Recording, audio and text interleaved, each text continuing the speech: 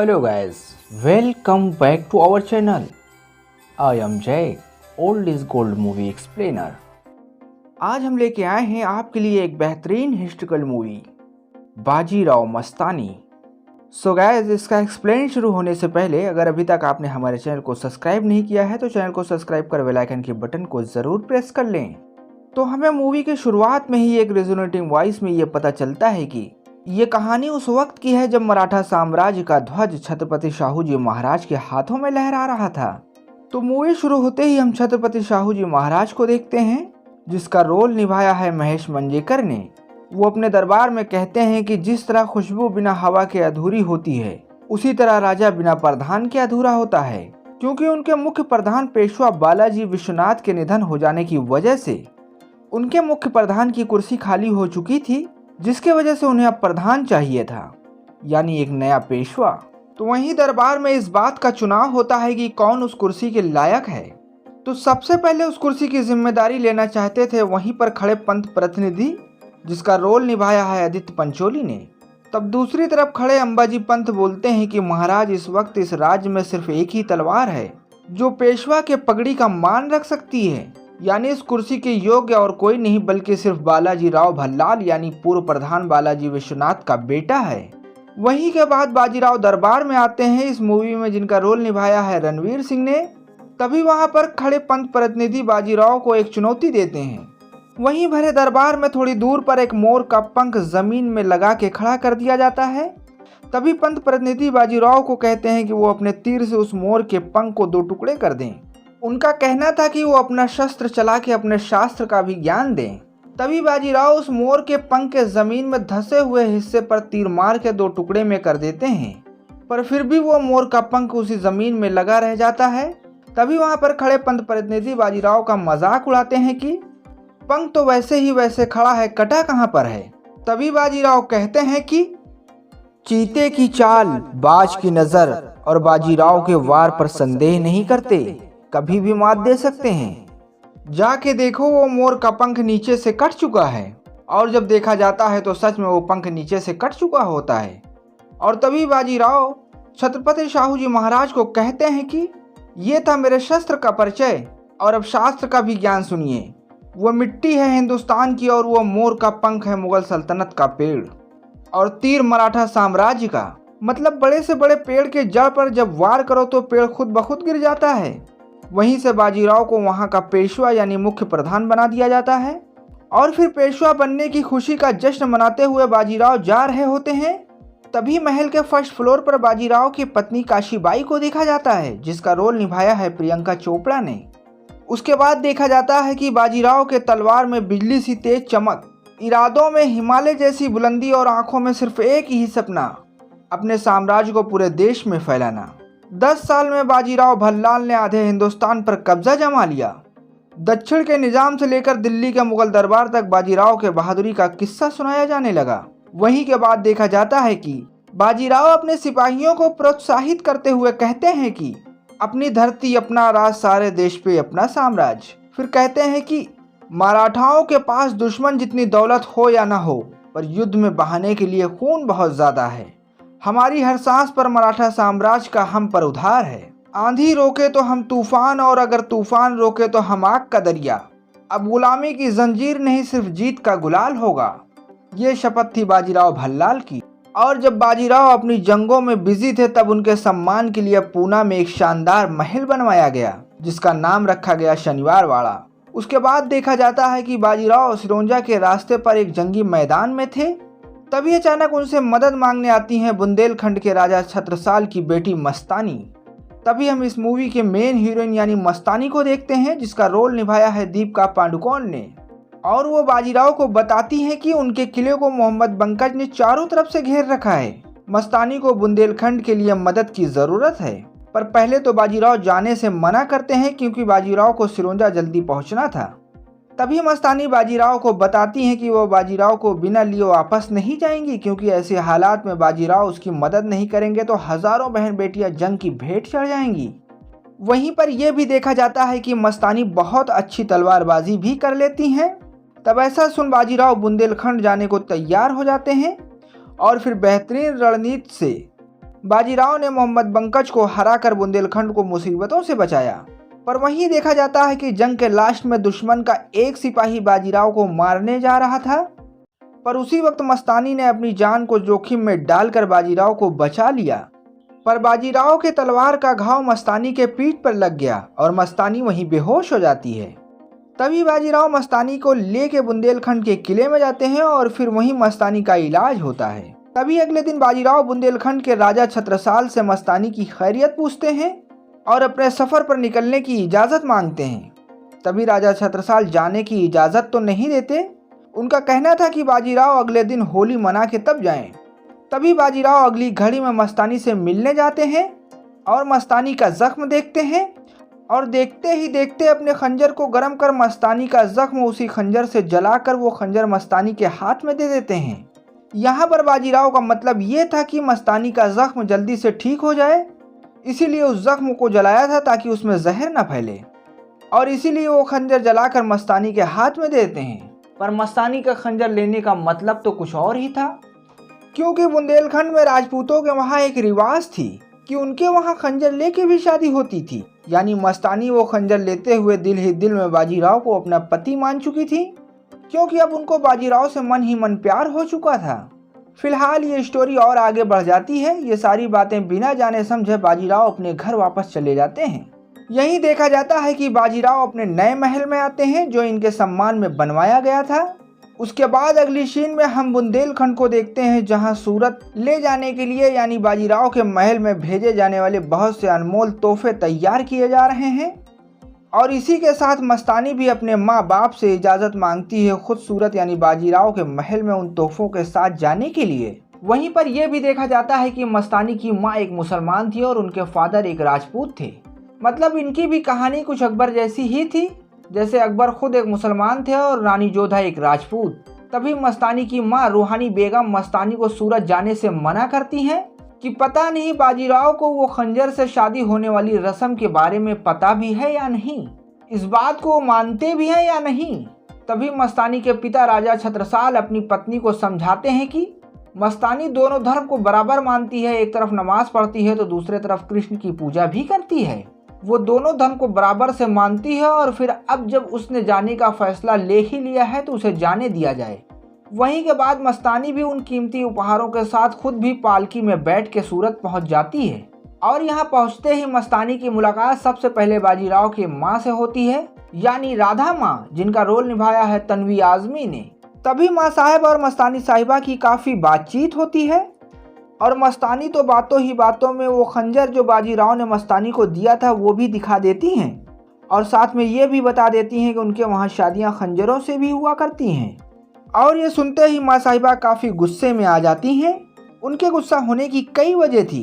पहली वजह तो बाजीराव शादीशुदा थे, दूसरी वजह एक पत्नी के होते हुए उनके वहाँ दूसरी पत्नी नहीं रखी जाती थी, और तीसरी वजह तो सबसे बड़ी ये थी कि वो ब्राह्मण थी और मस्तानी के पिता राजपूत और उसकी माँ एक मुसलमान थी।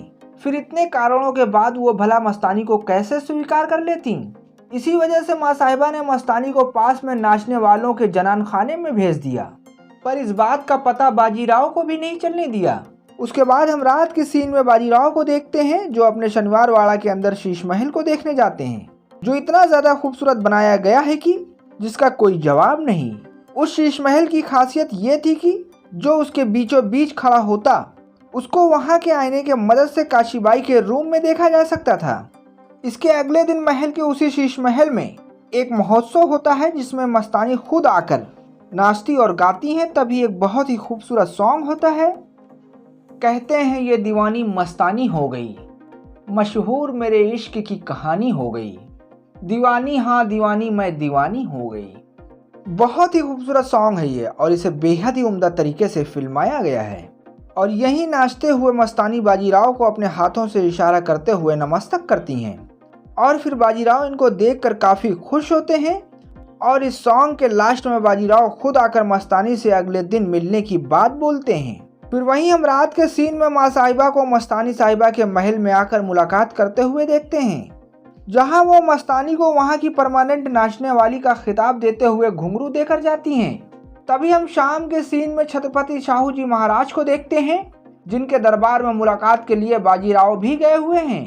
तभी वहीं पर मस्तानी भी आ जाती हैं और मस्तानी ने छत्रपति शाहू जी महाराज को अपना इंट्रोडक्शन दिया। तभी बाजीराव महाराज से बताते हैं कि वो मस्तानी को इस दरबार से जाने दें, वो कोई नाचने वाली नहीं बल्कि राजा छत्रसाल की बेटी है और जंग में उसने ही बाजीराव की जान बचाई थी। तभी महाराज मस्तानी से अपने पेशवा की जान बचाने के बदले में कहते हैं कि वो जो चाहे मांग सकती है। तभी मस्तानी वहीं भरे दरबार में बाजीराव को मांगती है। महाराज ये सुन के पहले तो काफी गुस्सा होते हैं, पर अगले ही क्षण उसे माफ कर वहां से जाने की इजाजत दे देते हैं। तभी हम रात के सीन में मस्तानी और उनकी फ्रेंड को देखते हैं, जो अब सातारामे में नदी के उस पार किसी पुराने महल के खंडहर में रुकी हुई हैं। वहीं दूसरी तरफ देखा जाता है कि बाजीराव नदी के दूसरे किनारे पर पहुंचते हैं, जहां काफी तेज तूफान के साथ बारिश हो रही होती है और वह इस तूफान में एक नाव पर सवार होकर मस्तानी के तरफ रवाना हो जाते हैं। वहीं अगली तरफ मस्तानी की फ्रेंड मस्तानी को समझा रही होती है कि चलो भाई साहब वापस अपने बुंदेलखंड चलें, यहाँ तुम्हें समझने वाला कोई नहीं। वैसे भी आपने जिस खंजर के रस्म से ब्याह किया है वो तो इस रिश्ते से अनजान है कि क्या पता बाजीराव ही इस रिश्ते को कबूल करने से इनकार ना कर दें। तभी मस्तानी कहती हैं कि उनको भी देखना है कि उनके इश्क में असर कितना है। तभी उसी पल वहीं बाजीराव पहुंच जाते हैं और कहते हैं कि लो देख लो तुम अपने इश्क का असर, आपने भरे दरबार में पेशवा को मांगा था, लो पेशवा तुम्हारे सामने खड़ा है। तभी बाजीराव मस्तानी से ये भी कहते हैं कि मानना पड़ेगा तुमको मस्तानी, जिस रिवाज से जिस रिश्ते से हम अनजान थे उसके लिए आप अपना सब कुछ छोड़कर यहाँ चली आईं। इस दीवानगी की वजह क्या है? तभी मस्तानी बोलती हैं कि इश्क जो तूफानी दरिया से बगावत कर जाए वो इश्क, जो भरे दरबार में सारी दुनिया से लड़ जाए वो इश्क, जो महबूब को देखे तो सारी दुनिया भूल जाए वो इश्क, वही इश्क का तूफान जिसका दरिया आप पार करके यहाँ तक पहुँच गए। तभी बाजीराव मस्तानी को समझाने की कोशिश करते हैं कि उनका वो समाज उन्हें कभी नहीं अपनाएगा, उनके इश्क को यहाँ समझने वाला कोई नहीं है। तभी बाजीराव ये भी कहते हैं कि हमारे साथ इश्क का मतलब अंगारों पर चलना होगा। तभी मस्तानी कहती हैं कि कबूल है। तभी बाजीराव ये भी कहते हैं कि उनकी पत्नी है काशीबाई, इसीलिए वो मस्तानी को पहली पत्नी जैसा दर्जा कभी नहीं दे सकते। तब भी मस्तानी कहती हैं कि कबूल है। तभी फिर बाजीराव कहते हैं कि हमारा नाम अपने नाम के साथ जोड़ के आपको बदनामी के सिवा कुछ नहीं मिलेगा। तब भी मस्तानी कहती हैं कि कबूल है। तभी अगली घड़ी बाजीराव मस्तानी का हाथ पकड़ते हुए धरती, पानी, तूफान और सीने में धड़कती हुई आग की कसम खाकर बाजीराव मस्तानी को अपनी पत्नी मान लेते हैं। उसी लम्हे के बाद लोग उन्हें बाजीराव मस्तानी के नाम से जानते हैं। पर कहते हैं ना कि इश्क के सफर में हर एक कदम मुश्किलों से भरा होता है और अब ऐसा ही होना है इन दोनों की लाइफ में, यानी मुश्किलें तो अब और बढ़ेंगी इनकी। उसके बाद देखा जाता है कि बाजीराव दक्षिण के निजाम से मिलने जाते हैं, जहां हम पहली बार निजाम को बैठा उनके टाइगर के साथ देखते हैं, जिनका रोल निभाया है राजा मुराद ने। वहीं पर यह भी देखा जाता है कि निजाम ने बाजीराव को वहीं कैद करवाने का मंसूबा बनवा लिया था, पर वहां पर मौजूद सारे सिपाही पहले ही बदले जा चुके थे, यानी बाजीराव ने निजाम के सिपाहियों को पहले ही कैद कर वहां उनके सिपाही के जगह अपने सिपाही भेज दिए थे। इसी वजह से निजाम के मंसूबों पर पानी पड़ जाता है और निजाम यहीं हार जाते हैं। वहीं के बाद देखा जाता है कि बाजीराव अपनी जीत और मस्तानी की ईद की खुशी मनाने के लिए मस्तानी से मिलने जाते हैं। तभी बाजीराव को ये पता चलता है कि अब मस्तानी प्रेग्नेंट है। इस बात पर बाजीराव काफ़ी खुशी मनाते हैं और वहां से शनिवार वाड़ा वापस आने के बाद जो भी संदेश बाजीराव या मस्तानी एक दूसरे को भेजते हैं वो रास्ते में ही रोक लिया जाता है और वो इन दोनों तक पहुंचने नहीं दिया जाता। तभी एक दिन रात में मस्तानी बाजीराव से शनिवार वाड़ा मिलने आती है। तभी इन दोनों को पता चलता है कि इनका भेजा हुआ एक भी संदेश इन तक पहुंचता नहीं है और इनके खिलाफ काफ़ी षड्यंत्र रचा जा रहा है। उसके बाद देखा जाता है कि काशी और मस्तानी दोनों को एक एक लड़के होते हैं। तब बाजीराव ने काशी से हुए बेटे का नाम राघव और मस्तानी से हुए बेटे का नाम शमशेर रखा। वहीं से धीरे धीरे वक्त गुजरने लगता है और अब लगभग 5 साल का वक्त गुजर चुका है। उसके बाद देखा जाता है कि बाजीराव मस्तानी को एक दिन शनिवार वाड़ा लेके आते हैं और मस्तानी से बोलते हैं कि आज के बाद लोग इसे मस्तानी महल के नाम से जानेंगे। और ऐसा करना बाजीराव और मस्तानी को और भारी पड़ता है। वहीं के बाद देखा जाता है इस मूवी में नाना साहेब को, जो सतारा से पूना आ चुके हैं। और अब तक सिर्फ माँ साहेब ही थी मस्तानी के खिलाफ, लेकिन अब नाना साहेब भी मस्तानी के बहुत ही खिलाफ हैं। वहीं के बाद एक दिन मस्तानी को जान से मारने के लिए उन पर कुछ सिपाही हमला करते हैं, पर यह हमला वाली बात काशी को पता चल जाती है। तभी वो बाजीराव को बता देती है और बाजीराव मस्तानी को बचा लेते हैं। इसी हमले के बाद बाजीराव की और उनकी माँ साहेब की काफ़ी बहस हो जाती है और इसी पर बाजीराव अपनी माँ साहेब से शर्त रख देते हैं कि बाजीराव पेशवा रहेगा तो मस्तानी के साथ, नहीं तो पेशवा भी नहीं। और ये बात माँ साहेब मानने को तैयार नहीं होती। तभी बाजीराव अपनी पेशवा की पगड़ी उतार देते हैं। इसी के बाद देखा जाता है कि निज़ाम का बेटा नासिर जंग के लिए बगावत कर चुका है और तभी बाजीराव से अंबाजी आकर बताते हैं कि अब जंग ज़रूरी हो गई है, पर बाजीराव जंग पर जाने से मना कर देते हैं। तभी अंबाजी बाजीराव को समझाते हैं कि आप पेशवा भी हैं और सेनापति भी हैं, बिना आपके जंग जीती नहीं जा सकती। तभी अंबाजी की इतनी ज़्यादा गुजारिश देखने के बाद बाजीराव जंग पर जाने को तैयार हो जाते हैं। वहीं के बाद देखा जाता है कि माँ साहेब और नाना साहेब ने मिल के मस्तानी को कैद करने का प्लान बना रहे हैं। उसी के बाद बाजीराव अपनी दोनों बीवियों से मिलने जाते हैं, पहले काशी से, फिर मस्तानी से। और फिर तभी बाजीराव मस्तानी से कह देते हैं कि अब वो उस दिन दोबारा मिलेंगे जिस दिन आसमान में टूटता हुआ सूरज, खिलता हुआ चांद होगा, आसमान में अरमानों की आंधी और गरजते हुए बादल होंगे और सूखे पत्तों की सरसराहट होगी, बिन मौसम की बरसात होगी। ना तो उनके बीच मजहब की बेड़ियां होंगी, ना ही रिश्तों का बंधन होगा। बस उनके मोहब्बत की एक आहट होगी और उस दिन वो हमेशा के लिए एक हो जाएंगे, क्योंकि उन दोनों का दिल एक साथ धड़कता है। और अब बाजीराव की इन बातों से साफ नजर आ रहा है कि अब तो वो जीते जी नहीं बल्कि मरने के बाद ही मिलेंगे। वहीं के बाद देखा जाता है कि बाजीराव जंग पर जाने को तैयार हो रहे थे, तभी उनको खबर मिलती है कि माँ साहेब ने मस्तानी को कैद करवा लिया। और इतना सुनते ही बाजीराव गुस्से में आ जाते हैं और जंग के लिए तन्हा ही गुस्से में रवाना हो जाते हैं। बाद में फिर उनके सारे सिपाही आते हैं, पर यहाँ देखा जाता है कि बाजीराव अकेले ही नासिर के पूरे फौज पर भारी पड़ रहे हैं। और देखते ही देखते बाजीराव ने जंग के मैदान को शमशान घाट बना दिया। मतलब अब वो जंग जीत चुके हैं, नासिर ने हथियार डाल दिया है। तभी बाजीराव का सिपाही आकर बाजीराव को जीत की मुबारकबाद देता है। तभी बाजीराव कहते हैं कि वो अगली चढ़ाई पूना पे करेंगे और माँ साहेब के खिलाफ जंग करके मस्तानी को कैद से छुड़वाएंगे। तभी वो सिपाही बाजीराव को समझाता है कि आप जंग करेंगे तो किसके खिलाफ करेंगे, अपनी माँ के या फिर अपने भाई के या फिर अपने राज्य के खिलाफ? ऐसा करना कहाँ तक उचित है? और यही बात सुनते ही बाजीराव सदमे में आ जाते हैं और वहीं बेहोश हो जाते हैं। उधर देखा जाता है कि मस्तानी अभी भी कैद में है और उनका बेटा शमशेर बहादुर भी उनसे ले लिया जाता है और वो उधर तड़प रही होती हैं अपने बच्चे और अपने पति बाजीराव के लिए। और इधर देखा जाता है बाजीराव को कि वो तेज बुखार में तड़प रहे हैं अपने बच्चे शमशेर और मस्तानी के लिए। और फिर देखा जाता है कि यूं ही तड़पते तड़पते दोनों कुछ दिन के अंदर एक साथ एक ही दिन एक ही समय में अपना दम तोड़ देते हैं, यानी वो मर जाते हैं। पर इनके इश्क की दास्तां अमर हो जाती है और यहीं से ये मूवी यहीं ख़त्म होती है। तो हमें पूरी उम्मीद है कि आपको ये वीडियो अच्छा लगा हो, तो इस वीडियो को लाइक करें, शेयर करें और अगर अभी तक आपने हमारे चैनल को सब्सक्राइब नहीं किया है तो चैनल को सब्सक्राइब कर बेल आइकन के बटन को ज़रूर प्रेस कर लें।